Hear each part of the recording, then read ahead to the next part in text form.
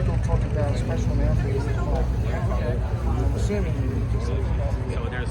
I mean, it's kind of a blur. I remember that first room with like what they basically recreated here with the fireplace and stuff like that.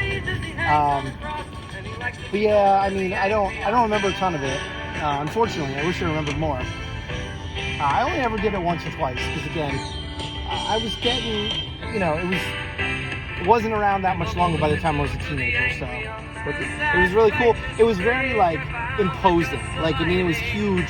So like you'd be walking down the boardwalk and you'd get to that intersection and there was just like no way you couldn't see it. It was just like gigantic there. So it was pretty much like the whole block long. So I mean, the minute you got anywhere near close to that corner, you were just like, there it is. So it was hard to ignore for sure. 8, 9 years old at the time when this was like popping off, you know what I mean? So I was scared of it at first, so but you would hear it on the boardwalk.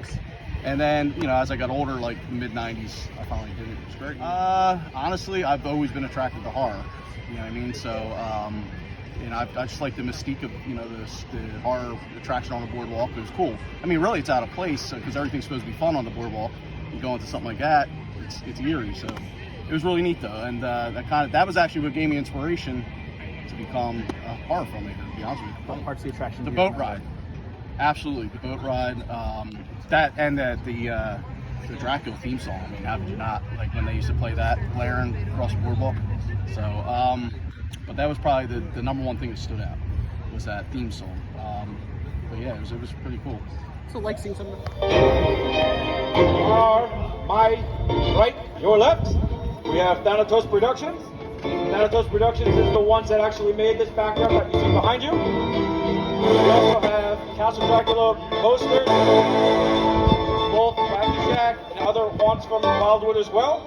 We also have Castle Dracula weekend posters. You have those right over there, as well as ordering your event t-shirt, unfortunately. But one thing I definitely want to say to everybody is thank you for everybody for coming out today.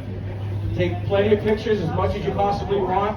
We will show the documentary later on after it gets dark because unfortunately, because of how bright it is, you're not going to be able to actually see the screen. But the screen for that documentary will be right behind me over here.